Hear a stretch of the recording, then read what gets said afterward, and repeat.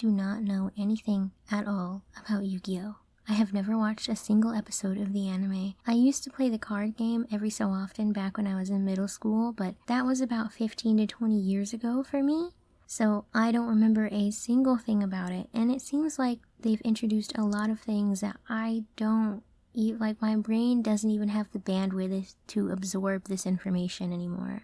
But I like looking at Yu-Gi-Oh cards. The art is definitely unique. They say a picture is worth 1,000 words. Sometimes they also just give you the words. I have selected a variety of cards that I like based on no criteria whatsoever, because I just think the art and or the words are good. I just think they're neat. Let's begin with Pot of Greed. Apparently this card has an incredibly menacing aura amongst the Yu-Gi-Oh community. Many have tried and failed to fully understand the effects of this card. Supposedly, it allows you to draw 2 cards, an action that is deemed so powerful that the Pot of Greed has been forbidden from use in tournaments. Luckily, the eponymous pot does appear in other artworks, such as this one here, Counter Cleaner, where he can be seen snorting jewels off of the floor, not unlike a toddler opening up a brand new pack of scented markers. Notice also how he is wheelchair bound in this card, painting a rather grim picture of the effects of semi-precious stone abuse. He can also be seen in Dark Spirit Art Greed summoning a demon, or perhaps summoning 2 cards from my deck. What happens as a result of this blasphemous ritual is really a choose your own adventure kind of deal. It could be that Pot of Greed has now imbued itself with some sort of spirit, or it could be that the ritual has granted him with a new form, one where he has porcelain hard abs, or one where he's apparently a giant tortoise with an encrusted shell like some kind of bougie Bulbasaur, or one where he's a moray eel that— wait, hold on a second. Jarvis, enhance. What? No. His power. He's getting stronger with every card. Anyways, moving on to another one of my favorite repeat offenders, Moki Moki. The card describes him as an outcast angel. Nobody knows what he is thinking at all.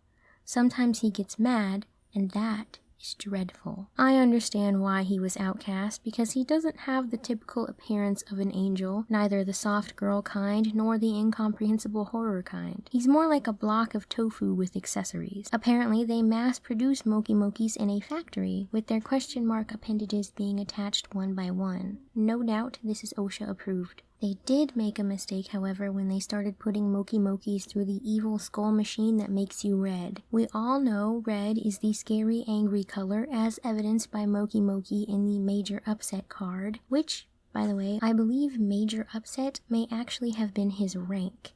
Moki Moki is a veteran, for those who don't know. I'm not sure which war he was a veteran of. I imagine it was something to do with these half-naked freaks. Also, yes, I am aware that Moki Moki has committed war crimes targeting civilian goblins, but he did fight valiantly, I presume, and at the end of the day, he's just a little guy. Speaking of goblins, by the way, it seems to me that Yu-Gi-Oh creators can't make up their mind as to what a goblin is. A common depiction shows them as humanoid green guys, but there are quite a few artworks where they do not look anything like this. There's a couple where they're just like really ugly regular guys. There's one where he's green, but he's wearing a mask, I think, and he's got a tiny gremlin body. There's this horrific alien versus predator goblin whose name I can't say without feeling like Finding Nemo. Okay. These goblins that don't look anything like the other goblins, nor anything like each other. This dope-ass scrap goblin that's steampunk as fuck. These toon goblins that look like they were drawn by Ringo Starr. There's another one where a goblin is depicted as a purple alien demon with a horn, who, by the way, is setting up one of my favorite trap cards. Like, just imagine for a moment if a little goblin came up to you and was like, "The sky is rainbow," and then he laughed and pulled out a piece of paper that just said "lie" on it. There is a subtype of these biker goblin cards, and the one thing I can say for pretty much every single one of the cards in this series is that I can't figure out what the fuck I'm looking at. There's this, which I was gonna say something, but then I realized that this goblin is actually second in command underneath Major Moki Moki, so I don't want to speak out of turn about him out of respect. And of course, we also have the Goblin of Greed, another recurring character. He has more of the prototypical goblin look. I don't like this face that he's making, however. It's giving fuckboy. You gonna make me act up. The Goblin of Greed appears in quite a lot of cards, playing out a narrative where he starts out as a petty thief. He gets his hands on the pot of greed, he's caught stealing it and must pay a fine. He attempts to sell the pot of greed numerous times. He makes a living selling other fancy pots. He's suddenly hit by the 1991 Japanese economic bubble burst. He does his taxes. He ends up in jail for filing his taxes improperly. He takes a factory job after getting out of jail, and then one day he realizes he can use one of the question mark baubles from the Moki Moki factory as a lockpick to unlock a vault deep inside the factory, and he is happily reunited with the pot of greed once again, and they continue to go on many adventures together as the Goblin of Greed falls back into his criminal ways. While we're on the subject of character stories, can we also talk about outstanding dog Marin? For one thing, it's kind of funny to see a Yu-Gi-Oh card that's literally just a normal dog, but don't be fooled. The story goes that one day Marin went missing. While he was missing, something happened. I don't know what, but somehow Marin was corrupted by the powers of darkness, and eventually this darkness consumed him. Worry not, however, because we can rebuild him. We have the technology, and it seems that Skulldog Marin did eventually find a new owner in the afterlife anyway. Marin also has a counterpart card, Outstanding Dog Mary, but something about her gives me a very sinister feeling. Was she his replacement? Speaking of replacements, I always assumed Blue Eyes White Dragon was like this mythical pull. When I started playing Yu-Gi-Oh when I was younger, I learned very quickly that this was not the case, even back then. But Blue Eyes White Dragon has spawned a number of very similar cards, like Blue Eyes Alternative White Dragon, his cooler older brother, or Azure Eyes Silver Dragon, which is like totally not the same dragon. There is also a flipped variant, Red Eyes Black Dragon, that has an equal absurd amount of alternatives. You know what they say, Red Eyes be Dragon. My personal favorite of the Eyes Dragons is probably Googly Eyes Drum Dragon, most especially because his name in Japanese is Garbage Eyes Fat Dragon. I don't have a good segue for the next part of this video, so from this point forward, I'm pretty much just gonna flashbang you with a bunch of my favorite cards. Potato and Chips. There are multiple of these ones as well. Apparently they were made as part of a partnership with Calbee, a chip company. I just think they're real cute, even though they are technically cannibalistic. Hamburger Recipe.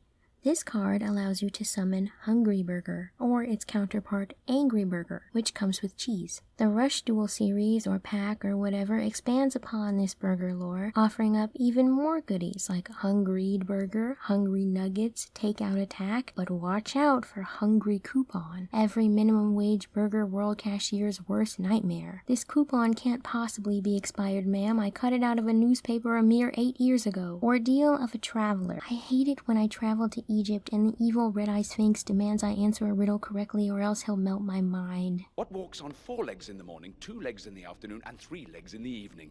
I don't know. A frog? A baby? Boompaline. Who is this for? Magic Cylinder. It is imperative that the monster must not be harmed. Zany Zebra. I do not like this nefarious ne'er-do-well of a zebra. He is up to no good. Booby Trap E. Discord. I don't know what they were going for, but to me, this just looks like a scene from Hamilton. Fighting Dirty.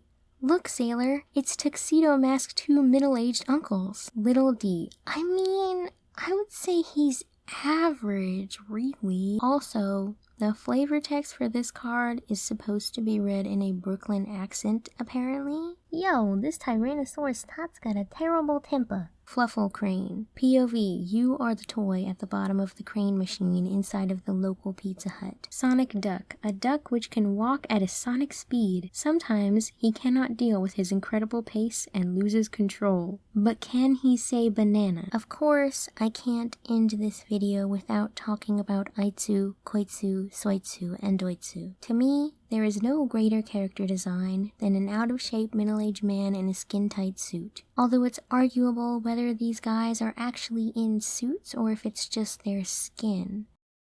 Do a barrel roll.